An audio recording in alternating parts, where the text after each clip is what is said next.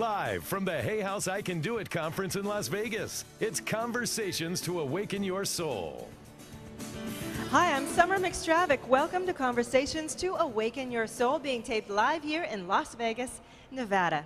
I'm your host this hour, and I'm joined by, well, most of you already know Dr. Wayne Dyer.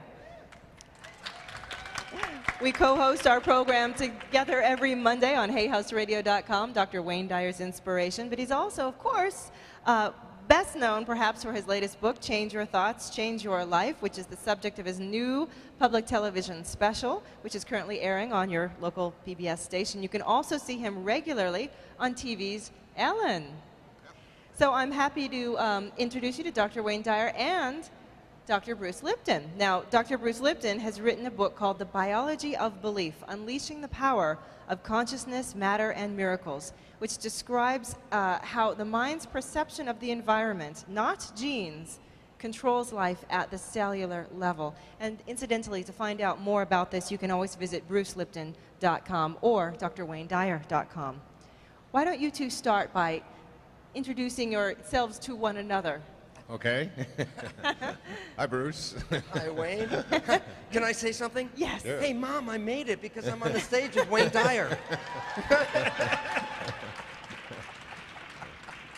Listen, every once in a while, Summer, every once in a while, something comes across my desk. A book, a tape, a movie, something, and because hundreds, maybe thousands of them come across over each year, and so many of them you don't even have time to examine and look at. But I got a call from my friend Reed Tracy, who's the president of Hayhouse, and he said, there's a book out there that I think you'd really like and really appreciate. And he sent me the book called The Biology of Belief. And I'm working on a new book. It's called Excuses Be Gone. It won't be out till next year sometime. And I decided to, just before I started writing, just for some reason to pick up this book on Reed's recommendation. And usually I start at the beginning, get through a few pages, go to the end, flip through it and say, nice job. But it wasn't like that with this book. It was a life-changing experience. It really helped me to formulate what I was going to do with my next book about eliminating the excuses that we have for why our life isn't working at the level we'd like it to be working at. And he called me, and Summer called and said, we'd like you to do an hour as you usually do here at Hayhouse Radio. Who would you like to be with? Last year I was with Marianne Williamson, and she is much better looking than you are now that you're seeing you up close. Yeah. But I said, well, if you can get Bruce to do an hour with me, and we met literally a minute ago, 2 minutes ago. Right. Yeah. And so I said I'd love to do an hour with him. I'd like to talk to him and have him talk to you about the phenomenal ideas in there, because just recently on a television show there was a fellow talking about something that had happened in his life, and he said, I can change my behavior, and there's a lot of things that I can change in my life, but the thing that I can't change is my DNA. I can't change my genetics. I can't help the way I am. It's just what I inherited. And I sat there and thought, that's what so many people think. And Bruce's work has helped me to look at one of the biggest excuses that we have, that we can't alter the genetic patterns or the DNA. And this man has the credentials. He's taught at medical schools for over 20 years and left because he realized that the field of medicine was really doing a disservice to the truth. And I want you all to meet this man and to buy this book and to look at it and examine the biology of belief, because I think it's going to go soaring across the country when enough of us begin to realize that we're not trapped by our DNA. In fact, we have the capacity to alter it and make of our lives anything we want. And you did a great job on it, Bruce, and I'd like you to just sort of take over and we'll talk about it and wail from here. Oh, Wayne, thank you for that. And I'm really excited because it's been years that I started working on this book, actually about 20 years ago. Mm-hmm. And the problem I had basically was trying to translate it from the science down into the lay audience, and that was a real difficult part. But I think it worked out very well, and the reason why it's so important is because it brings into a new science that leading-edge scientists are aware of, but the public has no information about it. Right. And it's a major disconnect because we've been all programmed with a belief that we are sort of victims of our heredity. that we didn't pick the genes that we came with, we can't change the genes that we come with, and then hook that with the belief that the genes control who we are, and then all of a sudden you realize, well, I'm a victim. I can't get out of my own heredity. And it's an unfortunate situation because what we now know in this new field, and it's called, the great name is called epigenetic control. And people are going to be very familiar with this very soon because it replaces the standard belief called genetic control. Genetic control literally means control by genes.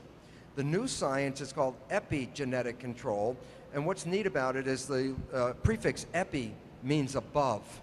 So what you say epigenetic control, what you're saying is control above the genes. And this is where it comes into the simple reality that the environment and our perception of the environment actually can rewrite our genetic code. It doesn't change the DNA. It changes the readout of the DNA. DNA are the genes, and genes are blueprints. And the blueprints make the building blocks of your body called the proteins. Well, what's interesting about epigenetics, while it doesn't change the genetic code, you can create over 30,000 different variations from the same blueprint, the same gene. And all of a sudden it says, then you're not limited by your genes, you're limited, if anything, by your perception and your belief about the world that you live in, because that's the information that's going in and affecting the genes. Do doctors, do people in the medical field, one of the things you said in the biology of belief was that you left the field of medicine largely because they were just using things like drugs and surgery as a way of treating illnesses. So I'm thinking about the average person out there who goes to a doctor and finds out that they've been diagnosed with some kind of an ailment or illness and leave thinking there's nothing that I can do about it. It's well, that's that victimization part right. again. And then when you realize you're a victim, and here's the main part of being a victim. If you're a victim, you need a rescuer. And then somebody wants to come in and rescue you. And of course, they're not going to do it for free. So all of a sudden, you're building an industry to rescue you from something that you actually have control over yourself. And that's why it's really important to recognize what science has recognized, what medicine has recognized, but has totally not brought to the public attention as much as it should. And that is that it has now been established that a minimum of 1/3 and more likely 2/3 of all medical healing, which includes surgery and drugs and everything else, is all accomplished through what is called the placebo effect. And that basically says that it's the mind of the patient and their belief system that ultimately determines whether the drugs or the surgery are going to manifest any difference. And so I can say well, ask the audience, how many people are familiar with the placebo effect? And surely a large number of people are going to raise their hand, but here's the thing that they're not familiar with. There's something called the nocebo effect. And the nocebo effect is essentially the same as a placebo effect, but it's based on something different. It says a negative belief can hurt you, if not kill you, as much as a positive belief can heal you. And so the real serious issue is that it's really the power of belief. Positive or negative are equally powerful, but go in opposite directions. Right. In your book, you have, I don't know if you, we haven't rehearsed anything here, so I don't know if you're familiar with every little detail of it. I always hate that when I get on the show and they'll say, now on page 321 of a book you wrote 17 years ago, you said, and explain it. But there is a story, especially this is relevant because of what happened to me yesterday with my knee. I've got a brace on here, but you tell a story in there, a piece of research about 3 different groups of people who went in for knee replacement or knee surgery. Arthroscopic surgery. Yeah, can you tell them that story? It's basically arthroscopic surgery, and I forgot, I think they do about 180,000 of these operations a year, and these are people who have trouble walking and they have issues with their knee. So arthroscopic surgery is you cut an incision on each side of the knee, you flush out the joint fluid in the knee, so that's part one, and then they take a little scraper and they go inside and try to scrape the inside and smooth off the surfaces so that the knee works smoothly. And the issue is, this is a doctor at Houston, wanted to do a study. He said he really wanted to find out, was it the rinsing out of the fluid or the scraping of the knee that really provided the major healing process. So he was going to do this as a research study, and the woman who was helping him said, but you must include a placebo group. And he says, what are you talking about?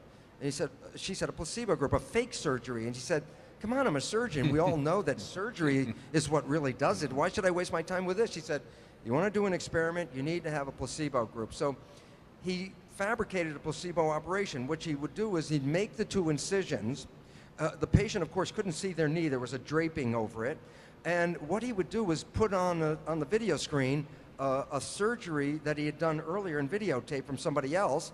And so what he would do is the patient would get the incisions, they'd watch the surgery, and he would talk through the surgery like, overdubbing, saying, oh yeah, everything's going great, Mr. X, and Mr. X is watching the screen and all that. So that was the placebo surgery. Didn't do anything, made 2 incisions, sewed it back up.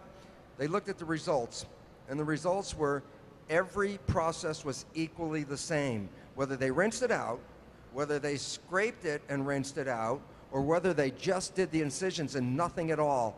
And the beautiful part was the surgeon who was like, I'm a surgeon, we know we make differences. And the reality is he had to own, and it was like really difficult, he had to say that all I'm doing is creating a very elaborate and very expensive placebo. And the mind did the healing. So you're saying that a person can go in and be told that they had surgery on their knee and have had nothing done, and their knee will heal? That's exactly what the results revealed. So the experiment was, this was already published results, so it's not, like anecdotal evidence. This is scientific study. Right. So the power, we're talking about the power of perception then, the power of our minds to be able to overcome virtually anything. I'm thinking about this head of mine here. I have the same. I was thinking the same thing. I was wondering why. We're walking the same path. Right. I'm just behind you a little bit. Right. I was thinking of I've having always the believed powder that, person you don't come waste out your here. you don't waste your testosterone on growing hair, and anybody can do that. But going back to literally.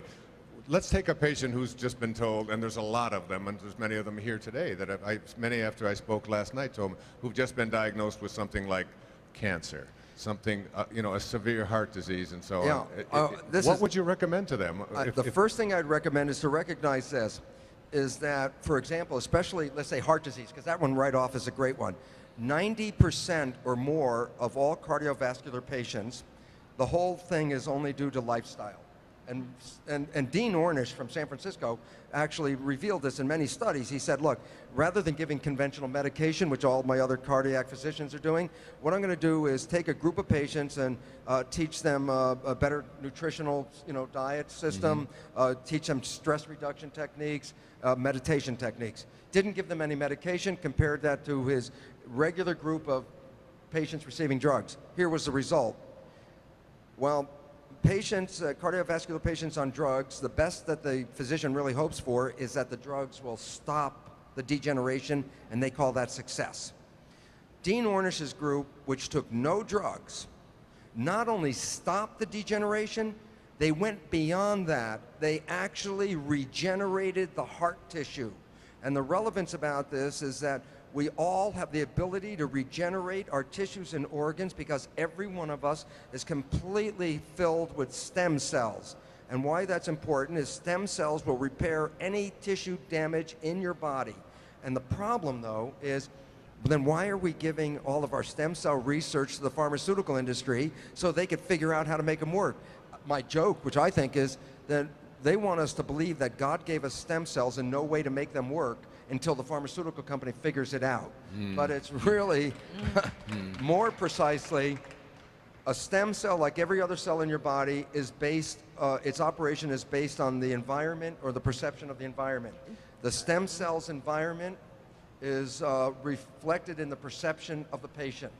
When a patient hears that they cannot heal themselves, when there's something that's terminal, or any of these other issues, that perception alone can stop the entire healing process right there and set themselves up. Even if they get a date that they're going to die, this becomes a perceptual program, and the system will ultimately lead to a death on or near the specific date. I was blessed back. Go ahead, Summer. Oh, I just wanted to clarify for members of the audience who are listening and thinking stem cells.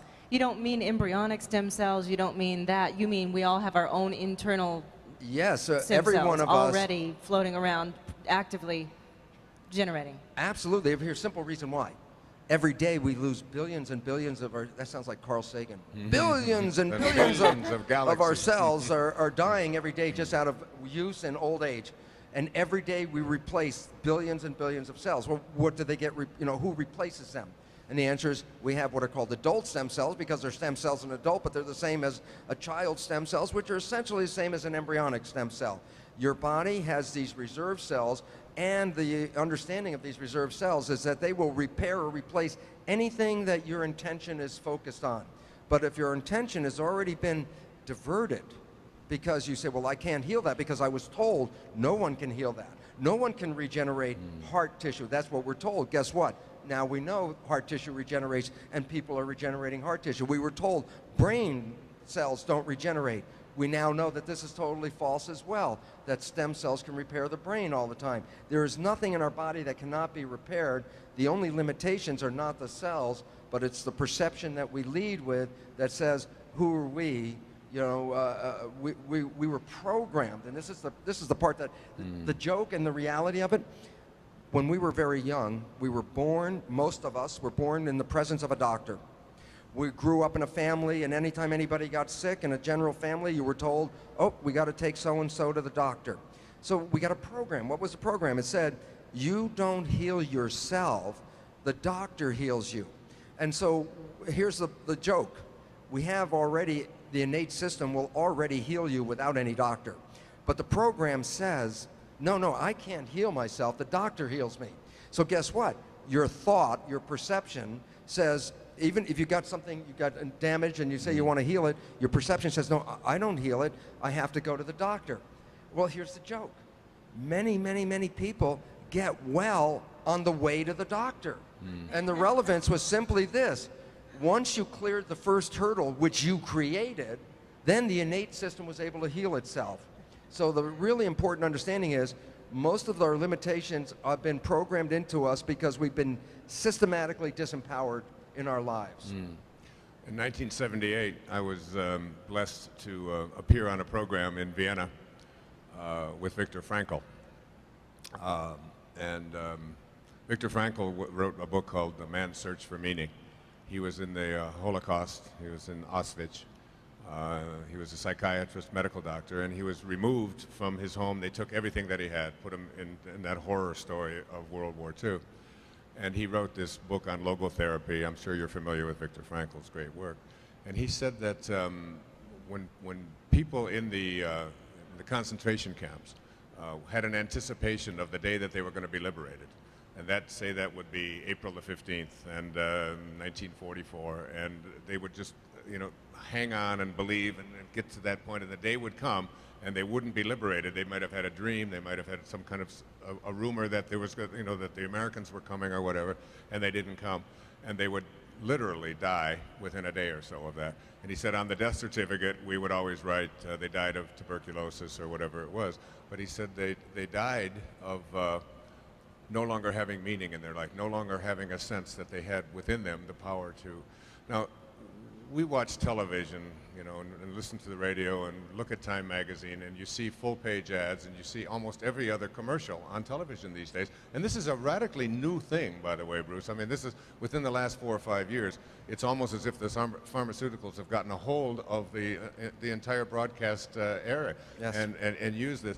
And so there's, like, we're talking about trying to overcome some major programming here, aren't we? I mean, it's like, how often do you hear you have to take a pill for virtually any ailment that might be concerning you, and then if you don't have one, they'll invent one, and create new ailments. Right, exactly. So how do we go about overcoming this massive kind of onslaught that each and every one of us are subjected to, and our children are subjected to? And I fear that we're raising a generation of people who have come to believe internally that they have absolutely no control over their destiny when it comes to their bodies.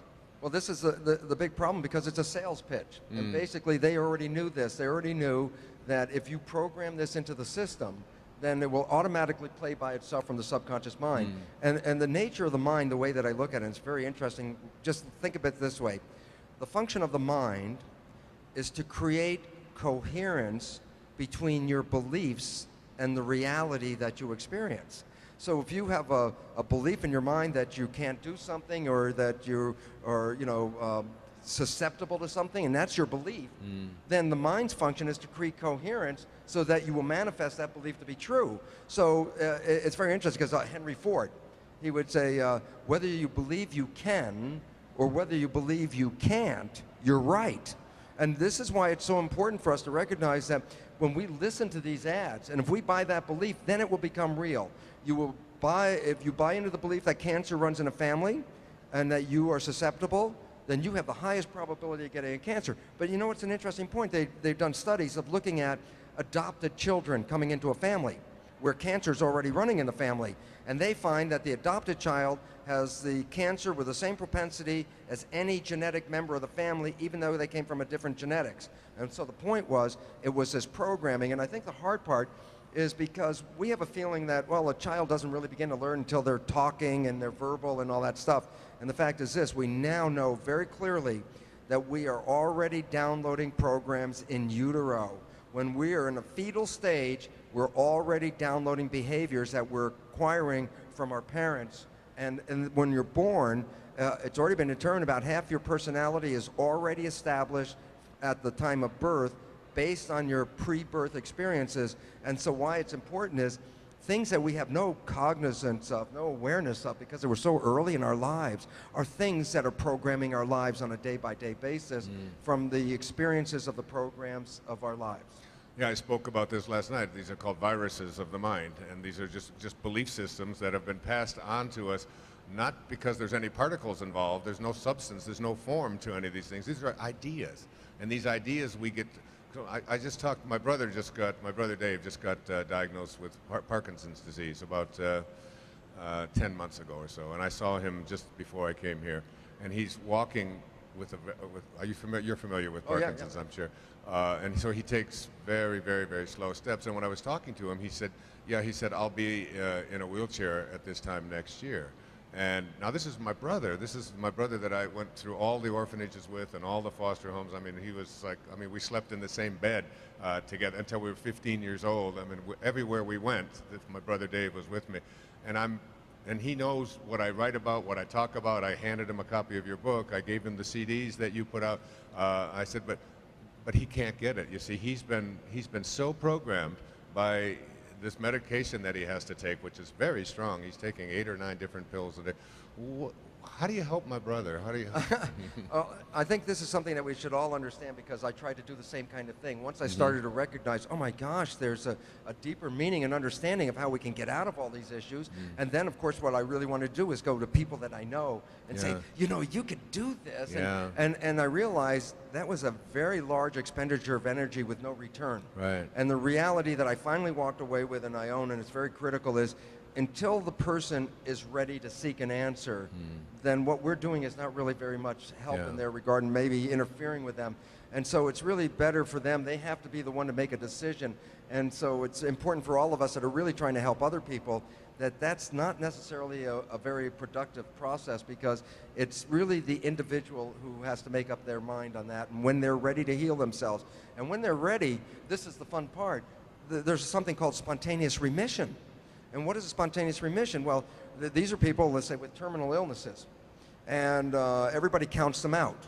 And then for some particular reason, which I'll get into in a second, something happens, and all of a sudden they get up out of that deathbed and they're no longer sick.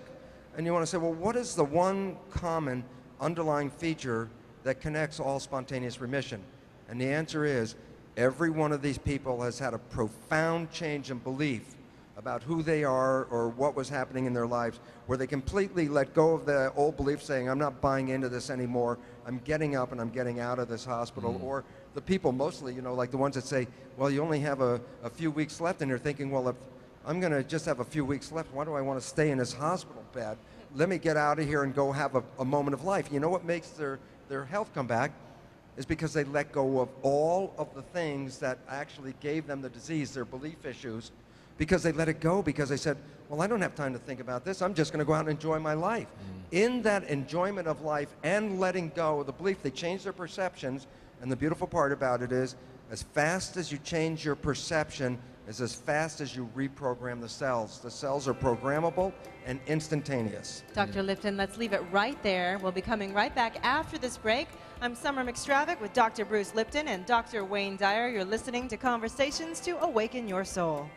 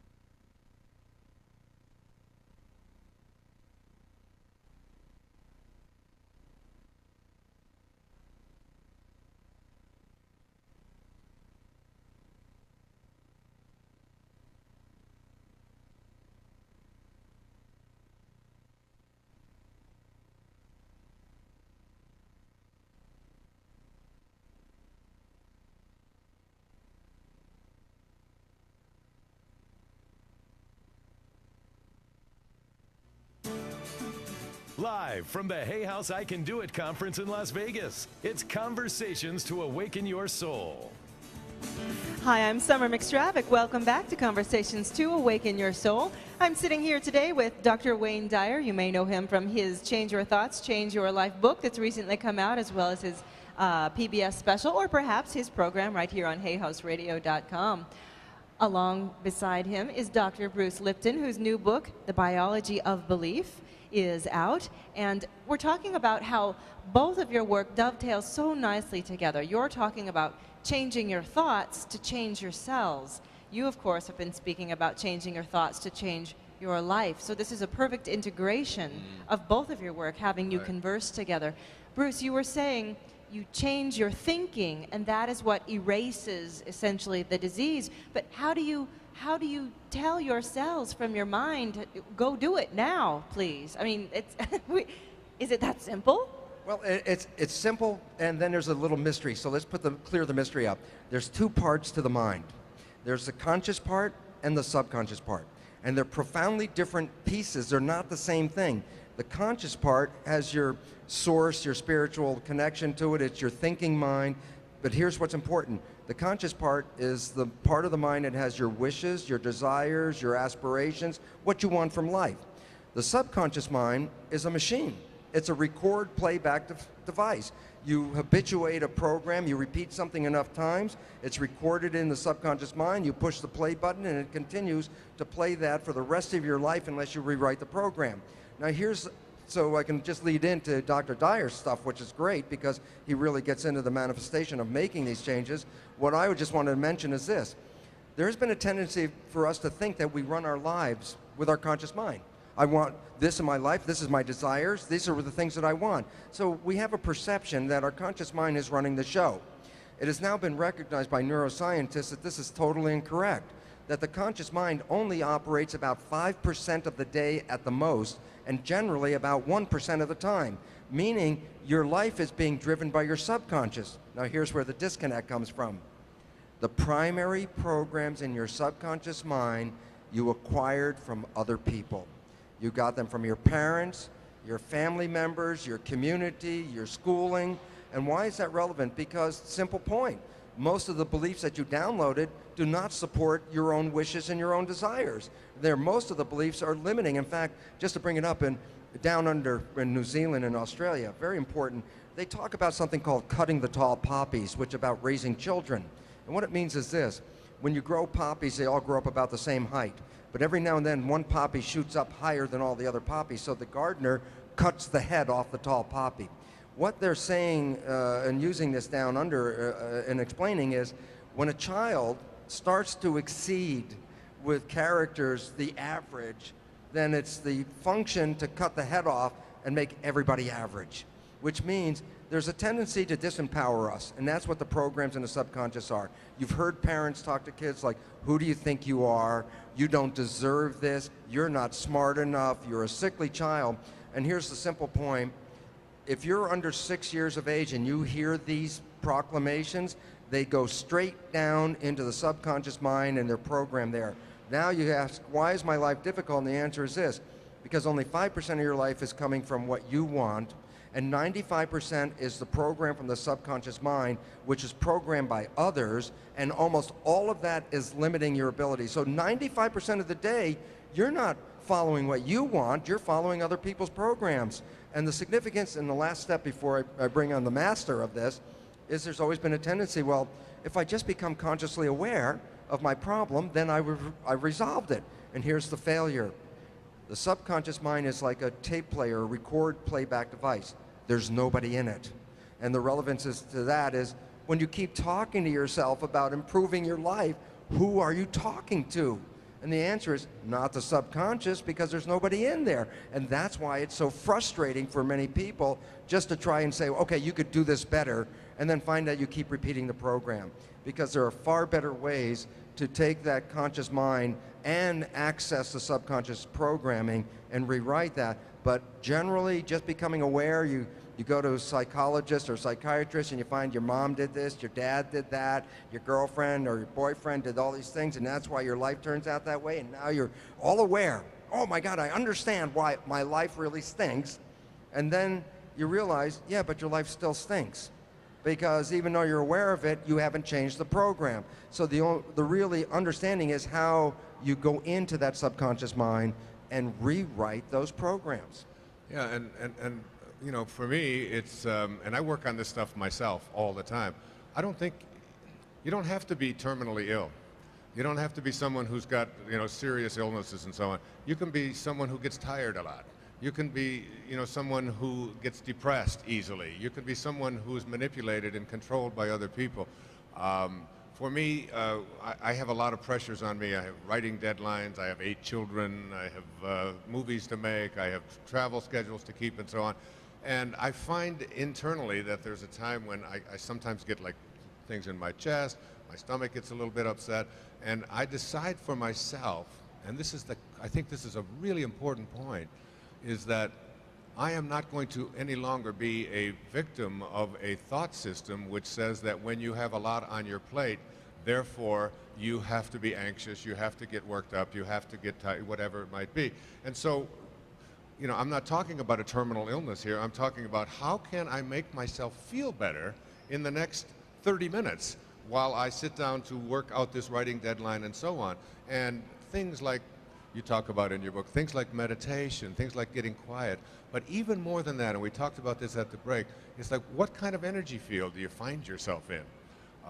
I ask you, what do you think about this whole idea that you should go to your doctor, to medical community, and get a physical every year? So what is it like for a person to go into a place where everybody there is looking for something that's wrong? And if they find something that's wrong, it's of benefit to them. If they don't find something that's wrong, what do you think they're going to be looking for? And why would all of us want to go in there? They've got machines now, I understand, that they can put you in, put on a switch, and find out anything at all that's going anywhere from your toenails to the top of your head, any place in the...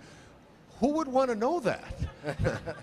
You know, my friend Deepak Chopra, do you know Deepak? Yes. You know, talked about one of his best friends, he died, he had a black mark on his lung. And when he found out that he had this black mark on his lung, it meant lung cancer, and he was devastated. And within 3 weeks, he was dead. When they were cleaning out his office, they found x-rays that had been taken of him 20 years before. Same black mark was on the lung, the exact same. It had been there for 20 years, but it wasn't until he found out and thought that this was a brand new thing, and then the mind began to take over. So this isn't just like good stuff to read about and to write about. This is something that you can really go inside, whoever you are listening, whatever your life situation is. You have to make decisions. I don't go for physicals. I don't want anybody looking at me and telling me this, you know, this test is up, this one is down, this is an indication, you got a 17% of living another 3 years, you got an 18%. I don't want to hear anything like that. I figure that the less I know about what is wrong and the more I believe about what I have the power to do something about, isn't that changing your perception? Isn't that entering into that subconscious world and putting your attention on something that you want rather than on something you don't want? Yeah, and I love this because we talk about the fact that most of our lives are programmed by these subconscious beliefs. And then what I want to suggest to some people is that go back in your life, and I bet you there was a time period where you were the healthiest and happiest and the world was going great and everything was wonderful for a period of time. And what I'm going to recognize is that if you go back, it was probably when you fell in love the first time. And why is that important? Because you're running your life generally from your subconscious programs, just programs. You can drive the car without thinking about it. You can get dressed without thinking about it. But when you fall in love, something happens. I call it the honeymoon effect. And what it represents is this. For the first time, you don't let the programs run you. Let's say I say the day before you meet this person and you're going to go on the first date. The day before, I say, how long did it take you to get dressed? And you say, well, 10 minutes, I was out of the house. And then I say, yeah, but now you're going to go on a first date with this person you think is like going to be the perfect person in your life. I say, how long does it take you to get dressed? You say, well, maybe 2 hours or more. And I say, well, what was the difference yesterday and today? Yesterday I did it by habit. Today I'm being self-reflective. I'm not letting the habit run me. I am going to watch myself. So all of a sudden, instead of running from the program, you're running lifetime consciousness. It's sort of like Buddhist mindfulness. And the relevance about it is Think about it. Day before, you ate your hamburger in a couple of minutes. Now you're going on a dinner date. I bet you remember every silverware usage, you know, what every fork and spoon was for. You remember every rule of etiquette. You talk without food in your mouth. You blot your face with a napkin. And all of a sudden you realize, isn't everything wonderful? Look how all the dialogue, everything was great. What was different in the honeymoon period? And the answer was this. You ran your life with your conscious mind and did not rely on the programs. And the relevance was, go back into that period when you fell in love in that honeymoon and realize the character and quality of your life was beyond anything you can imagine. And then, of course, the unfortunate part is the honeymoon part wears out. It wears out for most people because life starts to get crowded in. You start thinking, and here's where the problem goes. The moment your mind, your conscious mind starts thinking about the job, the issues in your life, your family, or whatever it is, the moment it's thinking, it's not paying attention. The moment it's not paying attention, you automatically kick into the programs, and the programs are from other people, so your behavior is totally different. You know, and usually it's a shock to your mate the first time that actually happens, because up to now they've seen you run this beautiful program of your conscious life, and they love everything about it. One day your mind gets busy, and all of a sudden they ask you something, you turn around, you respond from the subconscious program that they've never seen before, and they're in shock, like, who is this person all of a sudden? And then, of course, you respond by saying, what are you talking about? This is the way I've always been, you know, which is actually true, but you didn't notice that you were playing an automatic program, and this is the failure of the subconscious mind in our lives. The nature of subconscious means unconscious, meaning we don't play it. And so what I usually say in an audience that most people can relate to is I say, well, you know somebody, your friend, and you know your friend's parent, and you recognize that your friend and their parent share the same behavior. So one day you volunteer, you know, Bill, you're just like your dad. And then you back away from Bill because he's just going to be like ballistic that how can you compare me to my dad? And why this is a very important, profound little insight for this reason. It says that everyone else can see that Bill is like his dad because he's playing the programs that he got downloaded from his dad. Bill is the only one that doesn't see the program. Why is that? Just put that into your own life and realize the programs that you got, you rarely see them play because when they're playing is because your conscious mind's busy. And the issues are, and this is what I really want to get people to understand, is that we think we run our lives with our conscious mind. When life doesn't work out, then we have to blame somebody else. The universe is not my friend because I wanted a relationship and I wanted health and I wanted these things and the universe didn't give them to me, so I'm a victim of the universe. And the unfortunate truth is that almost inevitably it was our own self-limitations and our self-sabotage from the subconscious mind because we didn't see we were shooting ourselves in the foot because we don't see that. I want to feel good. I want to feel good. I want to feel good. It's an affirmation. It's on my cell phone. If you call my cell phone answering machine says, this is Wayne Dyer that you've reached, and I want to feel good. And if your message is designed to do anything other than that, you've reached the wrong number. You've called it. I do, because I call you before every show, and I say, Wayne, you're going to show up, right? I say, I want to feel good. I don't want to hear from you. I hear this every week for 4 years. The difference, Swami Muktananda in India had an ashram, and before you would enter his ashram, you had to answer the question, do you know the difference between good and God? I want to feel good, I want to feel God. And what is the difference between good and God? Zero. One little zero. There's no difference between feeling good and feeling God. To me, one of the ways to make access, I don't call it the unconscious mind. I don't like the word unconscious. Subconscious, temporary subconscious, whatever, but unconscious means I can't access it. It's outside of my reach. But subconscious, it's down there. It's maybe very inaccessible, but I want to go in there and I want to tell whatever it is, whoever those people are, there's a thing called neuro-linguistic programming. And NLP is nothing more than finding, with depressed patients, what we have found with people who are severely depressed and who've been on Prozac and so on, what we do is we take them off the Prozac and they measure the brain and the chemistry of the brain, and then they will ask the person to no longer identify with an event in their life, that is causing them to be depressed, but instead to step outside of their body, to become the observer to it, and instead of saying, okay, here's another thing that's causing me to be depressed, you say, you put your attention on something else. And the thing you put your attention on is, there goes my brain again misfiring.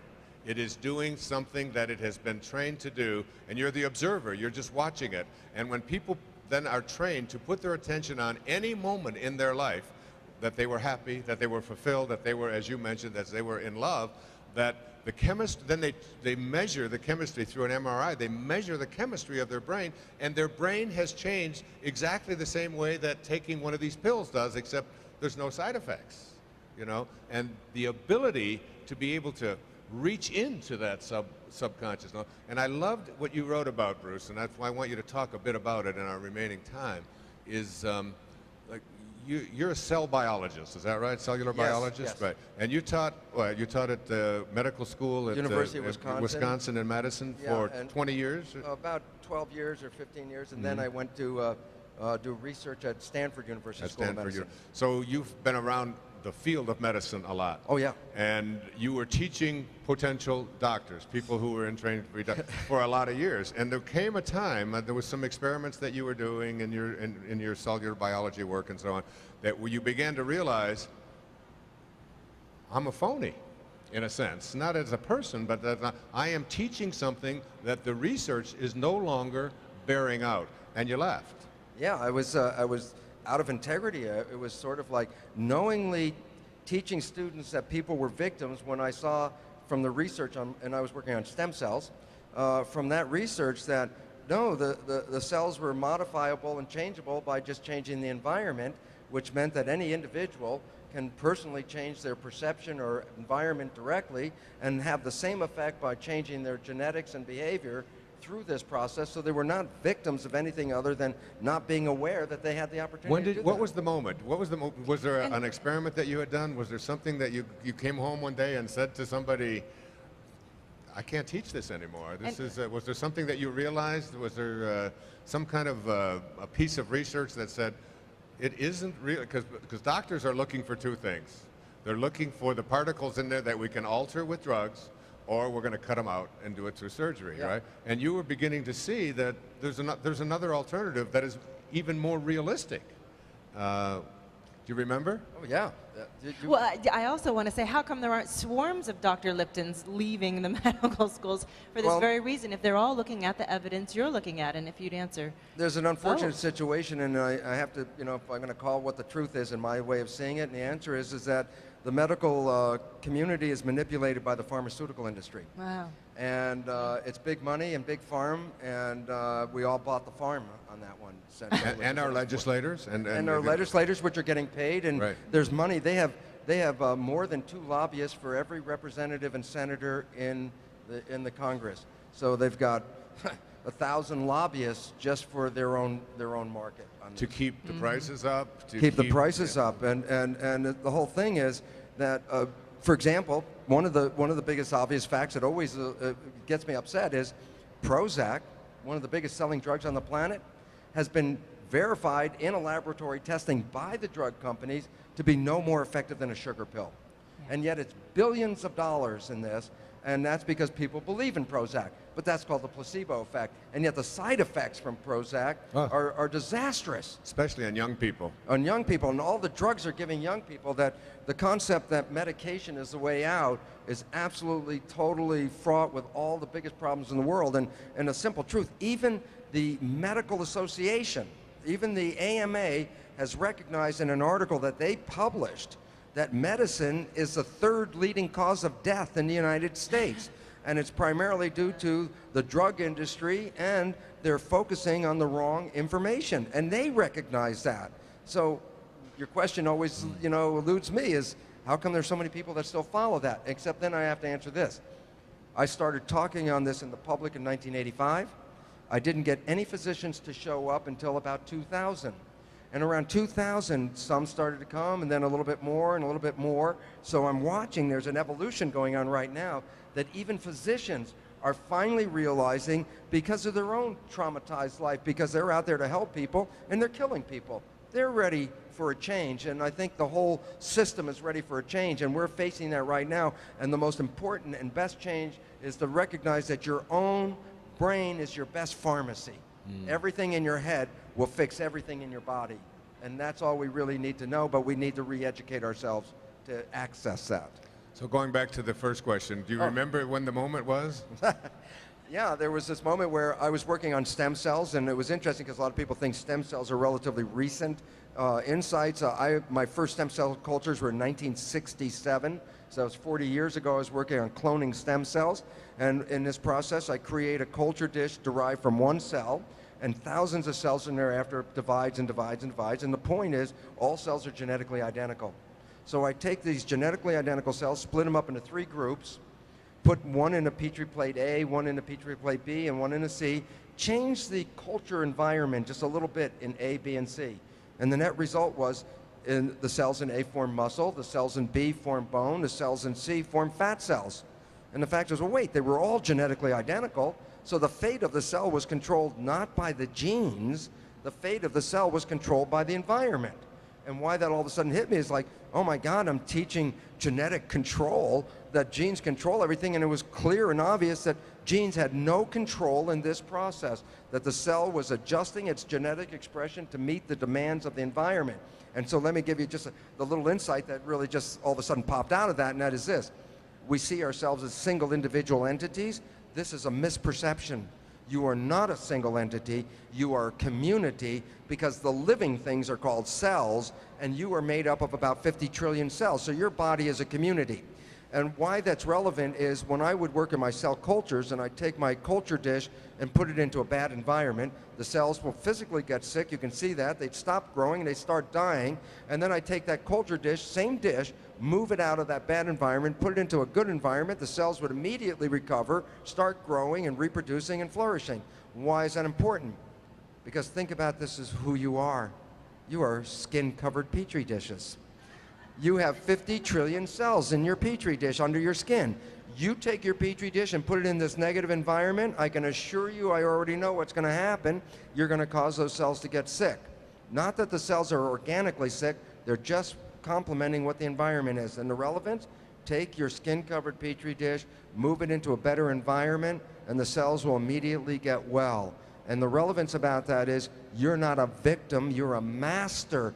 You are the controller of this, and we were not teaching that in school. All we were teaching is victims, you don't heal yourself, somebody else does it, and that was totally wrong.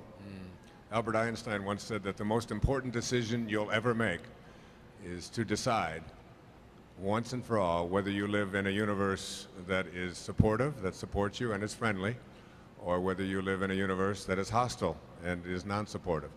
And if you believe that you live in a universe that is not supportive and hostile, you will be looking for occasions to support that very hypothesis that you live in, and you'll see people who are consistently out there looking for occasions to be offended, looking for things that are wrong, finding fault with the way people dress, the way people speak, the way people are in politics. Everything about the world becomes this negativity, and it's got to impact them in their physiology as well. On the other hand, if you're a person who believes you live in a friendly universe, and this is a place that supports you, and this is a place that works, and it isn't a place that's going to go into a deep recession and the whole world is going to be a terrible place and all of that, which you hear all the time, and we are bombarded by messages that are designed to make us believe that this is a non-supportive, unfriendly place, because that's what gets people frightened. And then, of course, when you go to the commercials, they give you something to take care of that for you.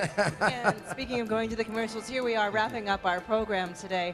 I'm your host, Summer McStravick. We've been with Dr. Wayne Dyer, Dr. Bruce Lipton. Thanks, you both, Bruce. for a wonderful conversation. So nice to meet you. God bless you, my friend. Namaste. And enlightening. And thank you all for joining us today. Conversations to awaken your soul. That was so